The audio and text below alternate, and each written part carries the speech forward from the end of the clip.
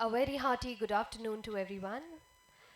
Some stories are written to entertain, some stories are supposed to be told. Kupwara codes belong to the second kind. It takes us into a world where time is measured in seconds, where information can save lives, and where failure is not an option.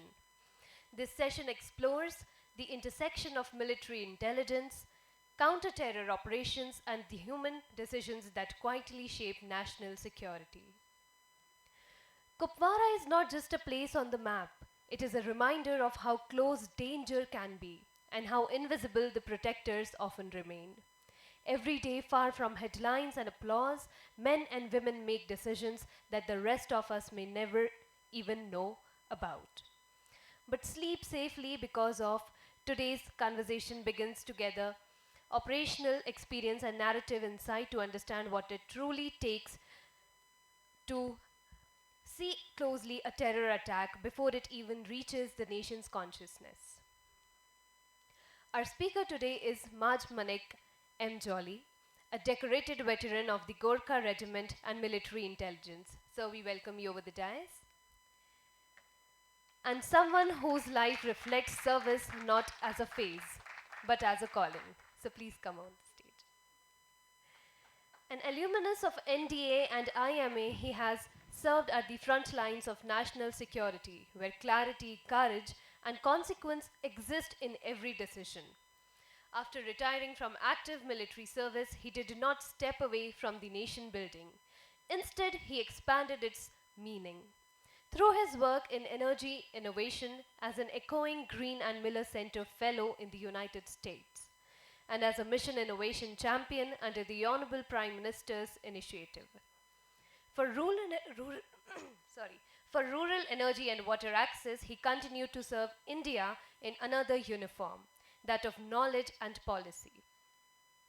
He is an advisor on global energy policy at Johns Hopkins University, a visiting faculty at IIMC New Delhi, and a regular writer on the National Security and Geopolitics Service. Kupwara Codes marks his first foray into military fiction, but it carries the weight of lived experience. Written with realism, restraint, and deep authenticity, may I invite Mr. Manik M. Jolly to kindly come on the dais. Please give him a big round of applause. He's already there. Joining him in conversation is Colonel Sanjay Pande, sir, a 1984 batch infantry officer from the Garhwal Rifles, a regiment known for courage, resilience, and honor. He commanded 17 Garhwal Rifles at Kargil and is widely regarded as an authority on high altitude warfare, counter-terrorism, and IPKF operations. His distinguished service earned him 3 Chief of Army Staff commendations for gallantry, dedication, and professional acumen, and 2 Army Commander commendations for devotion to service. Recognitions that speak not just of rank but of trust earned over decades.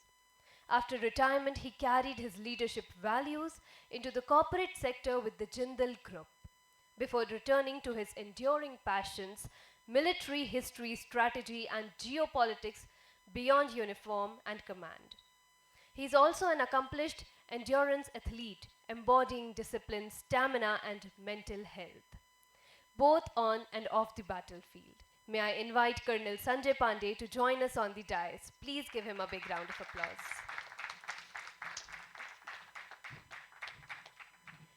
This is a conversation about vigilance, intelligence, and responsibility, and about the stories that help us understand what national security truly commands.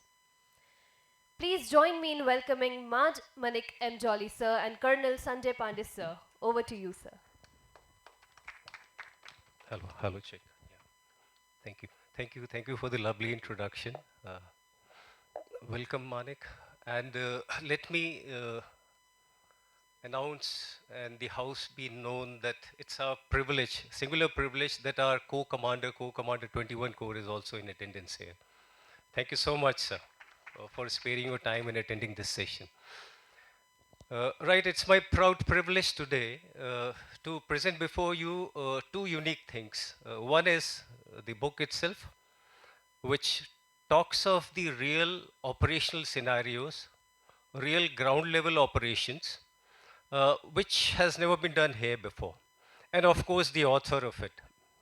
So, first coming to the author, I mean, having put in about 13 years of service, having tasted the actual battle and the combat as part of the infantry that is 14GR, which carries the legacy of about 180 years. He switched over to the int core. Why I'm highlighting this? He has both the perspectives at the front and in the background, wherein he was trying to break various codes. He was trying to work out various int setups and gaining information and passing it to the other people. So they wouldn't have been any better person to write a book titled Kupwara Codes and talks about counterterrorism operations in Kashmir. Now, coming to the book per se, largely it is believed and contrived that when there is a book on matter military, it will be a voluminous one with a hardbound, with a very impressive cover, with a befitting title related to the content therein. It'll have some historical background. It'll have a lot of topography or the terrain details. It'll have a lot of geopolitical issues, and of course, then the current scenario, and then they'll take you to the current situation and the way ahead. There's nothing of this kind in this book. Certainly, they are this sui generis. Those books they remain as reference material in various libraries. But I'm trying to tell you what I'm trying to convey by showing this book to you. Don't go by the size. What it contains is the summary of all that and in the current form as to what exactly happens on the ground. It takes you through the mind of the commanders at every level as to how they plan the operation, how they execute it, and what are the kinds of threats and the risks they take. So I'm sure once you go through this, this is just about 220 pages. Like here before, when we had a discussion of the cyber correction, the constitutional debate, that book was about 150 odd pages, but it was highlighted that yes, that's the summary of the entire constitution of India as to how, why, and when, and where to.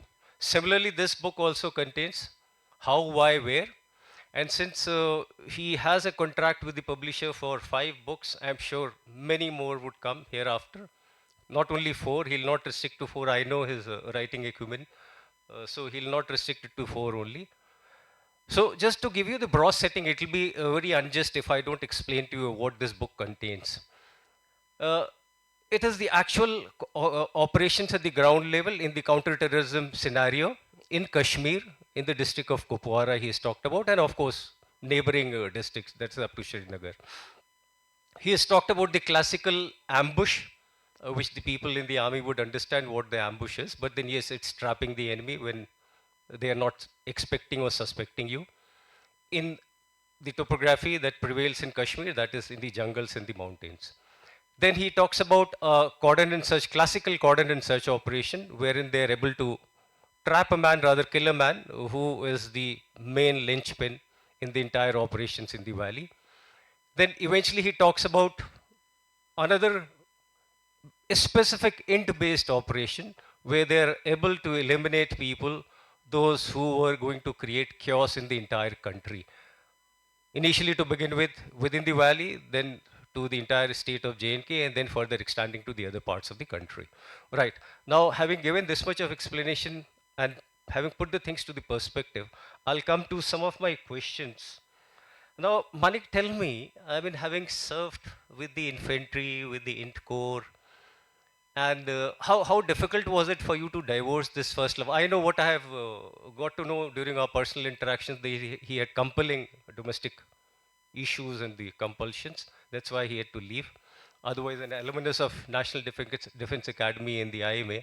How difficult for you it was to leave? To put the things in perspective, a soldier remains a soldier all throughout, and you have a right to write about it. So, firstly, thanks to BLF for inviting me here, and special thanks to the corps commander for being here. He's my regimental officer also, so he's the senior most Gorkha here. and I'm very proud to tell him the book is called Gorkha Garrison.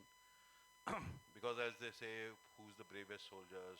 Somebody say Russians and Afghans and everything. The Gorkhas are actually the undefeated guys. They have set the parameter of bravery, devotion, soldiering at such a level. And I thought that these stories need to be told because military literature in India has mostly been anecdotal and a chronological narration of what happened. When you see people are writing about wars, there are some critical pieces about wars and operations that we did, but mostly it is very senior officer coming to explain about army from their perspective. I wanted to tell a story about young officers, the people who are the tip of the spear, who are leading all the operations, who are sacrificing lives, who are fighting the enemy.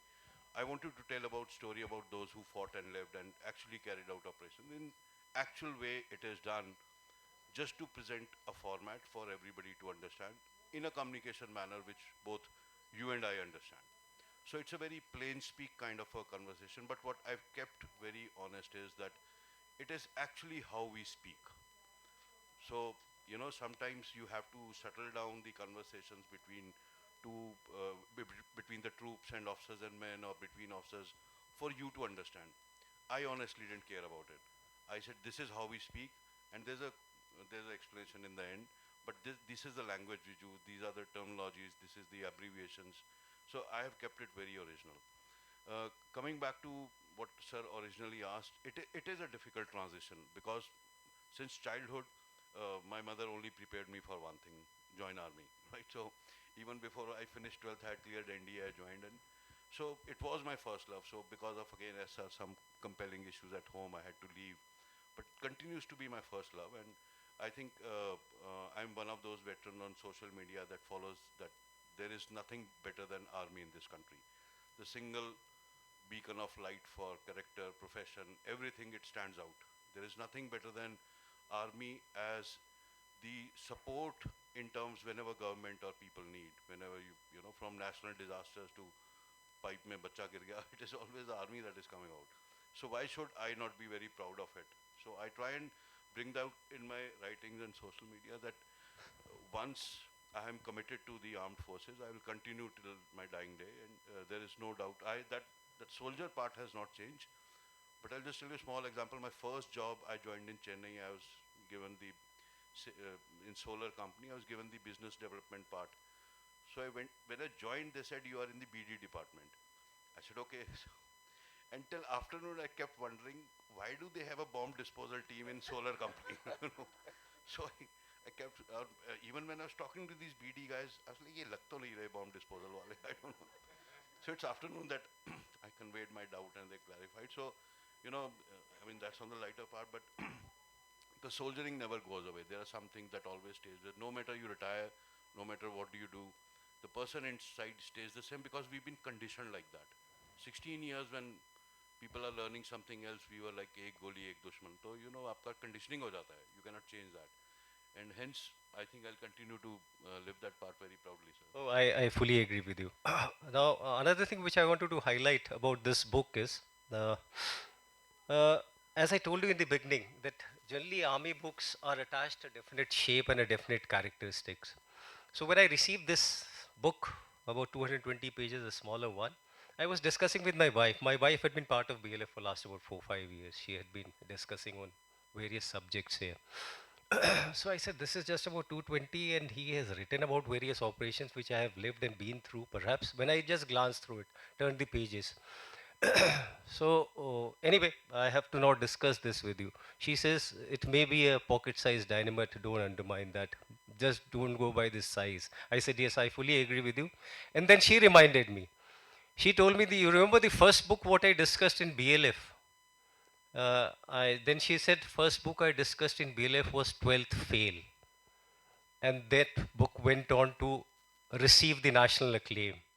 So don't be surprised, we are all part of the history in the making. This book also may reach, because what he was saying, he has written in a very simple language, in the language which is spoken actually. He is a little shy in telling, but yes, when you read this book, you will realize is what exactly happens in the ground level and how the people are bullshitted or how the people are encouraged. to face the challenging situations. So this may be history in the making. Uh, I'll tell the shutterbugs to keep clicking the photographs so that you can compare it once this reaches to that level, this book. Now coming back to the questions, you see, military fiction is rather not so common in our settings of writing and readership. Actually, what drew you to this genre? So, sir, I teach communication at Indian Institute of Mass Comm, and one of the pillars of my teaching is always that believe in telling stories. Stories survive. Our entire understanding of history is in stories. We understand Ramayana in pockets of stories, Mahabharata in stories, and there is a strong conflation of military science in India. 5,000 साल पहले we wrote, texture on military science. Actually, 5,000 years back they exist. Dharm Sutra, Dharm Shastra. They have a very solid uh, definition of how wars have to be fought. This was even before modern world woke up. We have such an active military, which, if I talk post-independence also, from day one we've been fighting. We have so uh, let's say my regiment from 18, 14, 15, since the time they've 200 plus years, they've been actively fighting, all regiments, right? There are hundreds and thousands of stories. We have kings, emperors, empires. We just don't do storytelling, enough storytelling. We are very military history oriented, which goes into the research part. But we need to tell more stories about it, because this is an effort in that I thought I have to tell stories which people remember, and we have to. I mean, there should be hundreds and thousands like me, veterans who should be writing about our stories, because people will remember that. We remember Shivaji and Afzal Khan. I What he agree. did. We don't Correct. remember the year. We don't remember the location. The stories take lesson. The stories teach you a lot about your national character. You remember about Chanakya creating Maurya Empire, right? That's a story that is embedded in everybody's mind. Everybody who wants to be the king keeps thinking, कहीं से एक चाणक्य मिल जाए कोई. Or every Chanakya who wants to be a kingmaker, just looking for a disciple he can train like that. That's the power of one story. And our culture, we have been, whatever, because of our, we have been taught that we are pacifists. We are not actually. We are a very war-mongering nation. We have fought a lot of wars. We have created empires. They do not happen by parley. They happen by fighting it out. Our our gods carry weapons. Ramayana and Mahabharata are all about war. The beacon of our life, Gita, was birthed in middle of a war. So we need to start thinking, talking, writing like that. And stories are a very good format about it. If I give somebody, my regiment fought, my unit fought this in this many year, here, location, Kupwara, आप नहीं याद रखेंगे. But if I wrap it around an interesting anecdote story, you will remember, I remember that Gorkha guys did that in that year. Hence, we need to, uh, let's say, de-officialize and thoda sa settle Correct. down on our Correct. official format of writing. No, it's a wonderful format actually. And while going through this, I realized I lived every moment of my service in the valley. Incidentally, out of 32 years, I have spent about 15 years in the valley only. Mine is a JNK centric profile actually. I've never seen East. So I lived through every moment what you have narrated. And this book does not have any specified chapters. It just starts one after the other, and it has been meshed so very closely that you crave to continue reading it, and you can't leave it one unless you have finished it. So that is how it has been done. So what you had been narrating here before, so I take it that what was the actually? I take it that you were trying to assimilate everything, whatever you have experienced, and you wanted to put it across, and you found that the fiction or the story was the best format. Did you have any core story in your mind? I mean, after having retired, having served in the civil, doing so very well there, but still you retained some main theme which you wanted to explain. Yeah, so I'll go back to the initial thing I said. I wanted to tell story of the young officers, because they somehow get one. We have a Hollywood, sorry, Bollywood has kind of ruined our image, and the OTT series and all these movies, they tend to present young officers or military officer in a very caricature way. कि इनसे ये दारू P लेगा, ये कैसा ना हुआ होगा, ये अकेला सबको मार देगा. It is not. There's a whole, there's a reason when we pass out from IMA we are called gentleman and an officer. So there's a whole thought behind that. They create us like that. But the way Bollywood has ruined it, I took it upon myself. I have to correct it. I will present young officers as we are, and these are the guys who have same aspiration, challenges. CO से नहीं बन रही पर छुट्टी भी जाना है, operation भी करना है. I have to train my troops also. I have to, as a 20-year-old, you are just sent into field and you have like 100 people under you. And you don't know them, they don't know you, they're speaking different language, they come from a different background, and you have to be their leader of that stature that when you say go, they have to go. To build that rapport, to become that leader takes a lot. And that is why you're trained so well. That is why you train. It is nowhere close to what Bollywood shows. And that does a damage to our personalities and the outlook that is towards us. So I thought, let me do something about it. And secondly, on the, I think the junior officers deserve this. Because we write a Absolutely. lot about those who passed away, but there are a lot who actually fighting actively in Valley today also, and they have done operations.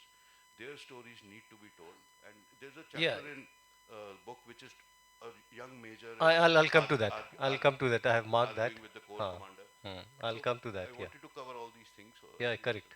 He's beautifully delineated, very beautifully delineated as to what goes through between a company commander and his 2IC, what goes through between a company commander or the 2IC and the JCOs, and of course the senior ranking officers when the operations are taking place, as to how the leaders at every level, what kind of role they play, and how they streamline and stitch everything together so that the blow is absolutely sharp and you achieve your objectives.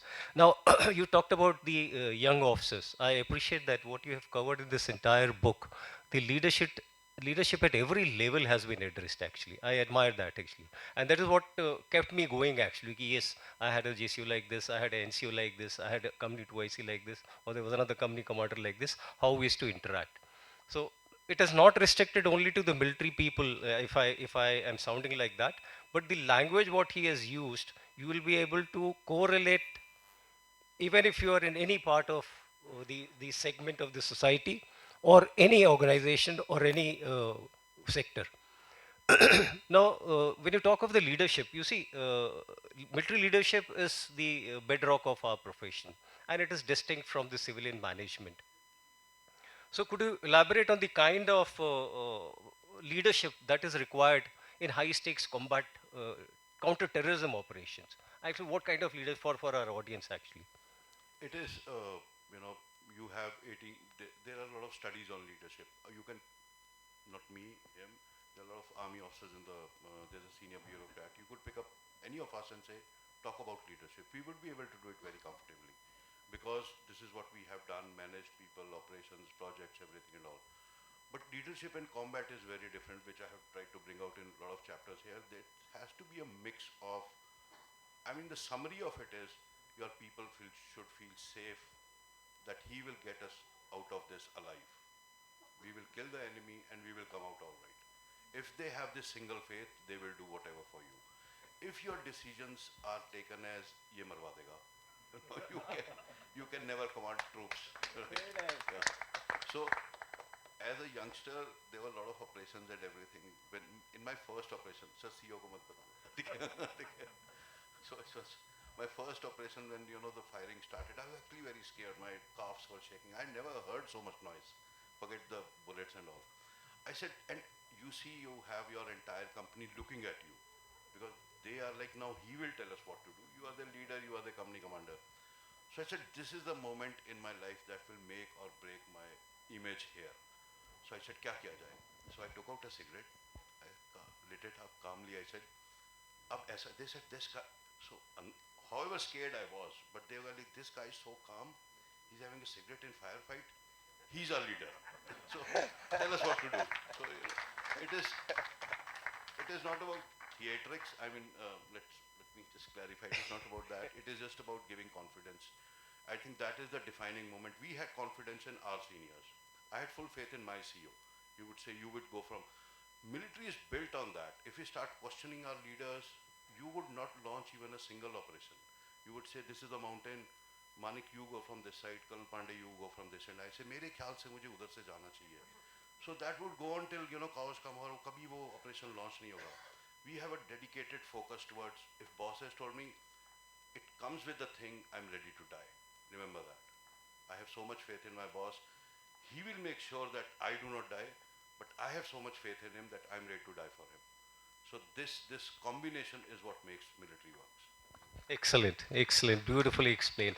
Now you're talking about the junior leaders. Can you highlight one particular character from your book who exemplifies best these characteristics? Though since I have read, so give a small little brief about that character and just exemplify. I'll be happy So for people to know. the main guy, he's called Major Danny. Danny is from 14GR, my unit. That's the story I built around my unit. I think he's a perfect example how I like. He's kind of a daredevil who doesn't care. He has the uh, so if maybe you do not understand, Corps Commander is a very very very senior guy. So it is like this, that if you as a captain or major meet Corps Commander and he shakes hand with you, you maybe don't wash your hand for 2 days. Corps Commanders will. So that is the difference. But as a major, when he gets to meet him, because the commander calls him to applaud him for Operation Nital, he uses that opportunity to talk to the Corps Commander and tell him, sir, we need this. We need these things to do operations properly. My troops need this. He's leading from the front in operations. He's training his troops well. That's a very important thing. Uh, Actual operations are not like Bollywood, ki jahan pe everybody is very strategically placed. They can see each other and it happens very sequentially in a linear format. Usne goli chalaya to main chalaunga. It's a chaos. To build your people up into that, you have to train that a lot. So that he trains his troops. He leads from France. He's very intelligent. He reads a lot, and he has the guts to speak where it matters and does not shy away from taking the decision. So I'm in my book literally. Yeah, you have actually. I would just like to highlight that what a great country we live in. He has picked up the main protagonist, that is Major Danny Deka. He is an Assamese. And Assamese, if you have really closely observed them, they have a knack of picking up everything. They can see a fish floating inside a pond. They can see a crocodile when it is going to attack. And they have a 360-degree vision. So he's picked up a beautiful character, and those kinds of characters are existing in our army. That's the best part of it. Thank you so much for really correlating. Now, coming to another thing, you see, the environment of counter-terrorism operations presents most of the, I would say, the very, very profound ethical dilemmas. Like, say, it's duty versus death. Then there is a constant fear of collateral damage. It's a reality, actually. So, how are your characters? I mean, how your characters have negotiated this kind of a moral dilemma? So I've tried to bring that out. So Danny has his company 2IC. 2IC is second in command. His youngster, who's a guy called Lieutenant Deepak. He's from my hometown. You don't call him Lieutenant Deepak, you call him D Cup. Yeah. So give a story behind that. So so on it actually happened in a unit. We had officer called Deepak, and this radio guy used to call him D Cup Sawa. D Cup. That used to call him D Cup, right? So anyway, so this I've told how when you reach units and you are just in our Indian families, we all in the same country. When till the time we have our parents, sadly I lost my dad few years back, but anything को किसी को शगन देना है, आप please आप decide कर दो. Especially when there is a loss, we always tell our parents to take care of it. But when you reach army, you're a 20-year-old, and I had the misfortune actually to carry a dead body to somebody, mortal remains. It was an eye-opening and very shocking experience for me. So I've put that in a book to teach that when you reach army, you suddenly are the senior most among all people. Doesn't matter age, doesn't matter gender, doesn't matter which place they come from, and the responsibility is enormous. With that, you learn how to deal with your ethical dilemmas very maturely, because day after day you are dealing with such mature issues. You are 20 years old, 21 years old, and you have a senior JCO coming. I'm very confused. Where should I marry my daughter? And I'm like, I'm confused, either I will get married or not. Right? So, but he's sitting there having a discussion with you, and you are telling, हाँ ऐसा होना चाहिए. Somebody comes, my son is going to school, मेरी बीवी मेरे से लड़ रही है, क्या किया जाए? Like, what do I? But you have to have that. Within few years, the learning curve is very steep. I mean, that teaches you very fast to become a mature person, and especially in dealing with. So we become very mature and kiddish when we come back home, because that's a very different domain. But we are well equipped to deal with those ethical dilemma because the organization trains us such. Absolutely. And some might say whatever factors you brought out are very complicated, and indeed they are. But you have a precedence also. Thankfully, army is so beautifully structured. You can always reach out to your seniors and say, "I'm facing this. What do I do?" And he would have gone through the same thing 5, 10 years back, and he'll tell you, "This is the way we do it. Put your thought to it. This is what succeeded. This is what failed. Now take your decision." And that's how it teaches you how to become a better leader. Absolutely. I just to put the things in perspective, he has incorporated in his books also. There is a wide gap between his service bracket and mine. When we used to operate, as I told you, I have operated for about 15 years in the valley. When we used to operate initially, those were the initial phases when we were thrown into this. But since we had come back from the IPKF, and hats off to LTT, they taught us really well. They really taught us as to how the insurgency has to be negotiated. But still, initially, these kinds of dilemmas were there, and the moment you receive one shot from a given house, rest assured that house would be brought down. But gradually the things change. Why? Because we have the HR restrictions. There were a lot of eyes watching us. So all those things changed, and we also evolved. So it's a evolutionary process. And what has been summarized here is actually absolute evolved thing, wherein everything is perfect. The training is so perfect today. Once you read this, they talk about the training part. It's so perfect today, and they can take on anybody in the valley, and that is what they are doing. So I keep saying so. I would repeat myself and reinforce it. When I read the testimonials, what this book has received, Amrish Tripathi, he says this is military fiction at its finest. Then I'll just take, then I'll come back to your questions. Let me highlight this. When I said that this is the screenplay ready for a movie, Aditya Dhar has commented, and what he says, I'll just read out mine. This I have no specs on. Major Manik's ability to present army life separa- separations in such an authentic manner is remarkable and riveting. I mean, these are the words these people have used. And then there is also Mr. Anand Ranganathan. He has also praised this book. So what I'm trying to highlight in between is that you have to have this book. It's a must possess book. Now coming back to the same thing, what in your way, what do you think? What aspect of this book should be a takeaway for the readers and for the audience present here? Because we have amply highlighted the key issues of the book. Sure. I can't really point out on one per se because it's all matter of perspective. There are 50 people here. When they'll walk out of this room, 10 will say, "अरे क्या फालतू बोल रहा था?" 20 will say, "अच्छा बोला," and 20 will be neutral. We all was through the same reality, but we absorb in our perspective. So when you read this book, everybody will read from their own lens. Everybody read through their own lived experiences. And given how our society is, everybody knows or is related to or has a friend or has been in touch with some military officer or some military person one time or the other. We all know somebody. So when you will try and superimpose this book on what you have heard till now, I think one thing that everybody will understand, you'll be able to understand them better. You will understand ki, oh, what he was saying was because of this. Because we generally are, they say that we Fauji's tell a lot of stories, but we tell what is absorbable. We tell what you can take. We don't tell the gory details or the. You'll never find a Fauji complaining. You'll always tell them, "Fir humne ye kar diya, all that, we went there, we did this," and everybody laughs, and that's it. We never tell that so and so died next to me, and it broke my heart. There were four of us, very close friends in India. We passed out. Two of them passed away in first year. It really broke my heart. I mean, those were my dearest friends. But what do? You say, "Abhi move on. What else can you do?" So you'll never find somebody talking like that. That it really brought me down. Even if it does, we don't show. But this book gives you understanding what happens that you have never known. And so, if nothing else, you'll be able to understand the soldiers you meet in your life better. I think that should be. I mean, leadership, operations. There are a lot of books about it. I think this is more about understanding the Yeah, forces. actually, the practicality part of it, I would like to highlight. I mean, what he has said. Yes, everything, everyone to it's his own or her own. I'm tempted to read one part of his book, which really moved me, and I was so touched. because we all had experienced this, but in the written form, I found it in front of me after so long.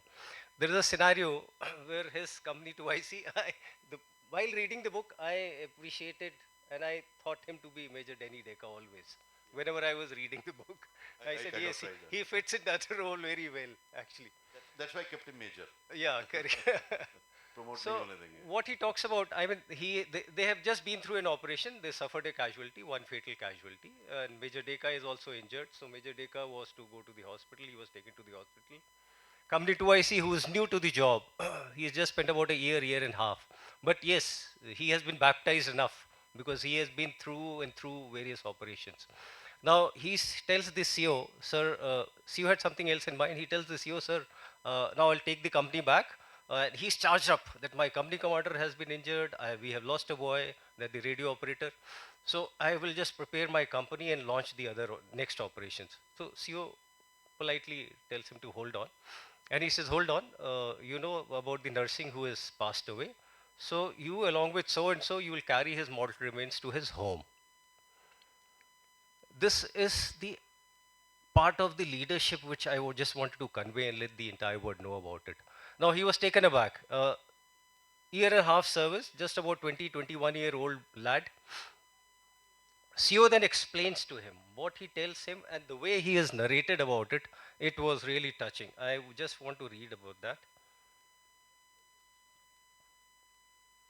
Now, to cut him off, the CEO tells, I am happy that you are so keen on operations. Deepak, CEO said Deepak, he used to call him D Cup. That's commendable, but always remember that terrorists will come and go and operations will keep happening. But the bond we share with our men is to be built with a lot of effort. And then nurtured all through your life. Your men go hunting with you, they follow your command without thinking twice. And like in this case, a man lost his life working with you. We owe it to these men and their leaders to meet and console their families and to ensure the best benefits are given to them as soon as possible.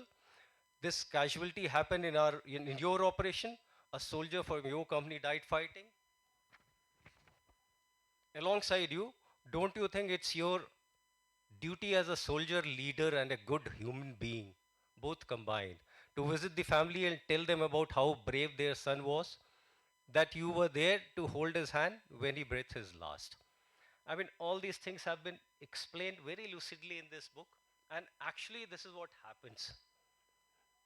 So, the leadership, what we talked about, I think at great length during this discussion, is the major takeaway for me at least, and at every level, actually. I mean, when you have described about your JCOs and the NCOs, even the Nar Bahadur, a radio operator is something like a shadow of the company commander. And how he died in an operation, there are a few more anecdotes given out in this as to how he was awarded. Those are very heart touching. Now coming to the last question from my side, I think since he has come and standing, though we started a little late, but I don't want that allowance from you. I will try and wind up as soon as possible. Now there would be in this crowd a few budding authors. So what will be your suggestion for them? Like you have how right from iteration or the idea to taking it to the publisher, and you have got it published by HarperCollins, which is a very reputed publishing house, and compliments to you for that. So just give them some inputs as to how they should narrate their thoughts and how they should take it to the publishing. I think, again, I'll say the strength lies in your story, right? And the thing is, I do take guest lectures for budding authors at a lot of colleges in Delhi, and they share their manuscripts and me. Somehow we get tied down. A lot of people get tied down that I have to use better English. And if I don't know if somebody's seen, there's a sitcom used to be called Friends. There's an episode in which Joey uses thesaurus on every word. So that's what's happening. We don't. If I'm saying something and you're not able to understand it, what is the point of telling? If writing was all about using heavy, I'm not saying bilkuli I come, you go there type of thing, but there can be a very fine balance in telling a story where you don't have to force your prowess of English on your readers. It is not about that. It is about telling a fine story, and it will come out best in your own language. So the moment I think half the battle is won, the moment you are able to tell your story in your own language without getting pressurized that I have to use a lot of heavy. That's a big lacuna. I do see that happening a lot. That will be the first tip. Second tip, be confident that my story is the best story. Rest of the world does not understand it. Be like that, genius that जो मैं बोल रहा हूँ ठीक है. And you have that confidence and keep sending to. Thankfully, I got my in first only, but I know a lot of people who have to struggle with the publishers and all. But I think just go ahead and do it because there's a very fine quote I like. You will miss 100% of the shots that you don't take. Right? So just go ahead and do what you want to do, and there's never there's never a good time or a bad time to start a new initiative or follow your dreams. So write your manuscript, write your chapter proposal, send it to all publisher. अगर होना होगा तो होगा, नहीं तो सबको and but have faith. That's all I'm saying. They very rightly brought out actually. Use your creative genius out of your own intelligence. Don't run for the artificial one. That'll be the best. And put it in most simple language. And just one thing, whenever we are reading, all of us read a lot, I'm sure that's why we are here. If you're reading a blog or a website or a book or anything, and you keep going back to dictionary, it kills the fun of writing, right? Reading, sorry. It's all true about poetry also. The modern poetry sometimes uses very complicated words, and the flow with it was going, you have to take a pause because sometimes you don't know a word. Don't subject your readers to that. So just reiterating the same point. Wonderful, wonderful. Once again, I'll just repeat the same thing. Go for this. It's a wonderful collection of various operations. Very beautifully, very simply written, yet very powerful and very potent, very impacting, I would say. Thank you. I think we come to the end. Questions. We'll take few questions, just 2 questions because we are already running short of time. We'll take first question from Mr. Raghvendra Singh. So Major, आपने वो film देखी होगी, इसीलिए cigarette निकाली होगी, हर फिक्र को धुएं में उड़ाता चला गया. तो खैर एक हमारे बैचमेट हैं actually, his main vocation actually became writing. Upmanyu Chatterjee. So Manu wrote his first book, and that became a major hit. He wrote about a probationer. इसके बाद उसने जो दूसरी किताब लिखी वो ऐसी लिखी कि उसके एक पैराग्राफ में 10 बार जो है वो डिक्शनरी कंसल्ट करनी पड़े, और वो किताब मेरे ख्याल से 300 से ज़्यादा नहीं बिकी होगी. 300 भी इसलिए बिक गई क्योंकि उसकी पहली किताब जो थी वो काफ़ी पॉपुलर थी. तो एक तो ये था. तो बहुत सही कहा आपने, किताबों के बारे में एक फ्लो होना चाहिए. लेकिन अब मैं एक छोटा सा क्वेश्चन पूछ रहा हूँ which is really not actually concern with this book, but चूँकि आप लोग मिल गए हैं यहाँ पे और मेरा इंटरेस्ट भी थोड़ा कश्मीर में रहा है. Just for introduction, sir had session yesterday. He's written phenomenal books on POK, Northwest. He's expert. आई नहीं है, वो भी आ रही है. हालांकि मुझे एक पब्लिशर मिल गया है. पब्लिशर ढूंढना जो है वो बहुत ही मुश्किल का काम है, और पब्लिशर अगर मिल भी जाए तो जो एडिटर्स हैं वो अपना काम हरगिज़ नहीं करते. मतलब वो एकदम they are mandated not to do it. So anyway, मैं ये पूछना चाहता हूँ आप दोनों से या आपसे भी कि जब हम कश्मीर की बात करते हैं, और कश्मीर की बात इसलिए करते हैं क्योंकि वो एक डिस्प्यूट है. अगर वो डिस्प्यूट नहीं होता तो वो भी मध्य प्रदेश की तरह होता. हम उसकी भी बात नहीं करते स्ट्रेटिजिकली, तो इसलिए बात करते हैं.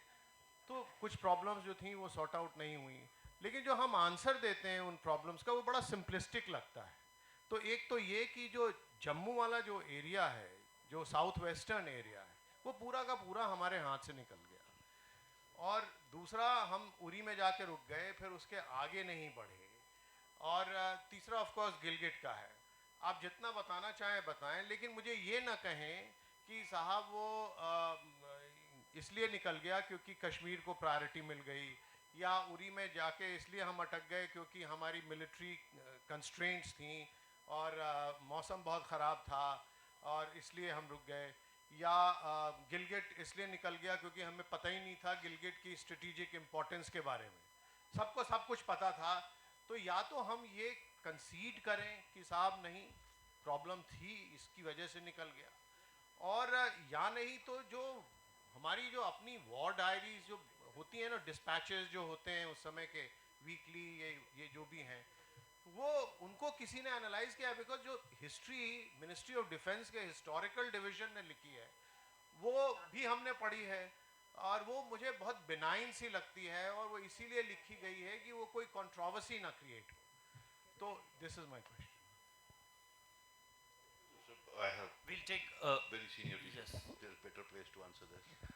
So what? Sir, वो out of syllabus कर दिया ये. Yeah, it is little out of the domain, but yes, in precisely I would say we have read about the Chinese blunder, so this was also a blunder, historically a blunder. And what you've talked about the Gilgit, I believe there we were deceived. That garrison was being held by a British officer there, and so what happened, I'm sure you also aware. So the Gilgit agency, perhaps we lost because of that, and of course the timely decision perhaps was also a major factor in this. Because if those people could reach till Uri and before that we were just sitting tight with the Maharaja and everything, so there were, I mean, say multiplicity of issues involved in this. So in one session, perhaps I think we'll have to have one more session for this. So, co-commander would like to, yes. We could have gone for the heights of Hajipur. We could have gone well beyond Rajouri. We could have done it. Militarily possible, logistically slightly difficult. But there is nothing to suggest that militarily it was not possible. 100% it was possible. And more of it was in the political domain that we didn't go ahead. And that is my reading. come out I mean it should be out there Baki, you will not get too much from the Ministry of Defense history and all. You will not get much. We'll just take a very quick question from Dr. Amita Singh. She's here. And I have a very benign and a very small question. It's an observation and a question.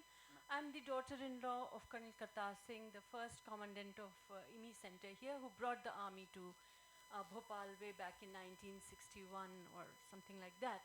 He set up a number of centers across India before he was asked to start this.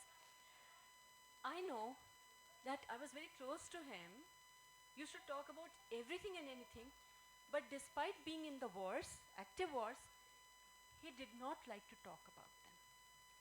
I had been in the Nigerian Civil War, so I wanted to discuss things. He would refuse to talk about it, read about it, or write about it. And I was very curious, and now I'm intrigued because a whole lot of these most interesting real life things are coming out. I mean, so I personally feel these are the stories which should be right from the adolescent age group of our schools. Around the 6th, 7th, 8th, they should start, and they should be a part of the syllabi which are taught across. Because as you said, Bollywood has done a big disservice. It's also completely different. My brother-in-law is in the AROP, Colonel Sukhwant. And so the things he used to tell me at a time when there were none of these internet and all, completely different to what is shown across. So thank you for this. I'm certainly going to buy this and That's very right. No, hold on. That's very right, ma'am. The thing is that I do say that our education system was created in such. If you pick up anybody from 90s educated and say tell top 5 battles that you learnt in history, we'll say Palasi, Buxar, Haldi Ghati, Panipat. We lost all. nothing. The which you only want. thing that was taught to us were the battles that we lost, Yes. and that is conditioning. Yes. That is conditioning of mind. Yes. We are used to, whereas we didn't, largest empire was Genghis Khan, Alexander, and then Ashoka. It was not built by losing battles, but we don't know about. Hence, modern military, our modern army story, plus our historical, they should be taught to younger generation. Better content should come out. We have a great tool that is social media, which is now in the very beginning phase, but we can actually capture it to tell these stories to our youngsters, and it is shaping of minds, not just telling a story to make a reel. And why only when disasters strike and the army comes in should that be highlighted? Yeah. Why not these? So that is something which really. Ma'am, I request Dr. Pradeep Kapoor is here. Last question from him. Dr. Pradeep Kapoor. I'm a pediatrician by profession, but a writer by passion. So I agree with you totally. We should write the way we speak. That's the most communicative method. But there are a lot of writers who use strong word choices and literary devices to embellish their writing. But again, maybe they are also right. My question is, not with operations and I'm, at the end of the day, a book is a product. And it will only sell if marketed well. So can you enumerate a few tools which are available to the authors to market their book? So, sir, as we are living in the same era, the greatest tool I found was social media. I am a Twitter guy myself. I have almost 1 lakh followers.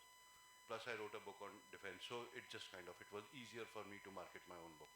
Plus, I reached out to a lot of celebrities, जिन्होंने वो movies में फौजी बने हैं, ये major वो है इसने. None of them replied actually. Nobody. I sent them books through the publishers and none of them bothered to, including the guys who played very famous फौजी heroes and all that, the real life guys. So I realized that is a futile effort. वहाँ नहीं बनेगी बात, because then somebody told me without money they don't do anything. Maybe there's a good guy which I don't know about, but that didn't work out. So I reached out to columnists, I reached out to publication. I used to write for Outlook. मैंने कहा आप कुछ. So the thing is, to sum it up, I would say, it does not matter what is available. What matters is what is within your control. Exploit is wrong, but leverage that. So leverage that to the max. I mean, you meet so many parents because you are pediatrician. I'll never be a client, I don't have kids, I'm single, so, but you should be telling them, so whatever we have in our control, I think that is the best use. And social media, the backbone of social media presence is consistency. People have created large account posting nonsense every day, and somehow when you post really quality content, but once in a month, nobody even looks at it. So if as an author you want to push on social media, write a chapter, a quote, a photograph or something, you will start getting more engagement and just move along. That's all. Plus print, if you get covered in print media, mine was covered by Times of India. That's a great thing also. You will have to reach and request out because there's no other way. I could not find. I hope I answered. Well, I think any more further questions, we would the speakers would be able to answer after the session because we are running short of time. I think you should all join me in applauding our speakers, Major Manik M. Jolly and Colonel Sanjay Pande, with a warm round of applause for a very insightful session that we just had and great Q&A session that we just also witnessed.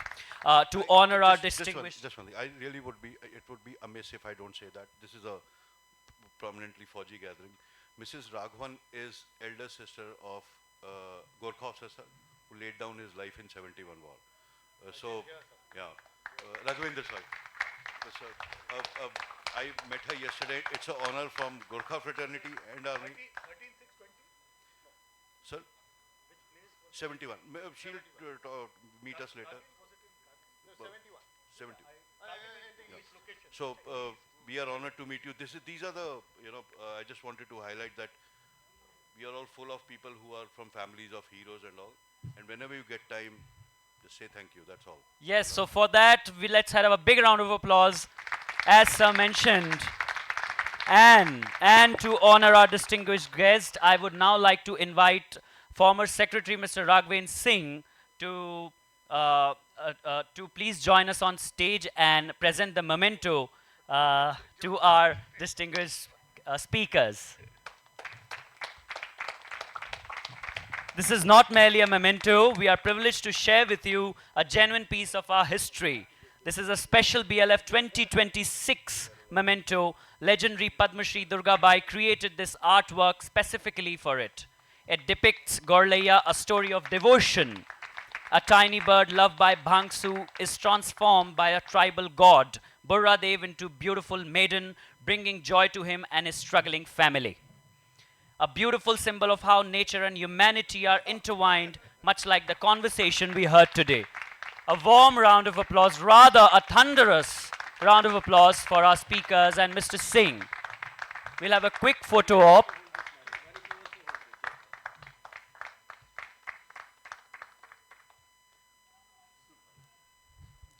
Thank you, Major Manik M. Jolly and Colonel Sanjay Pande for sharing the insightful perspectives we just saw and witnessed. And thank you, Bhopal, for witnessing a delightful conversation. We look forward to seeing you in the next session, which is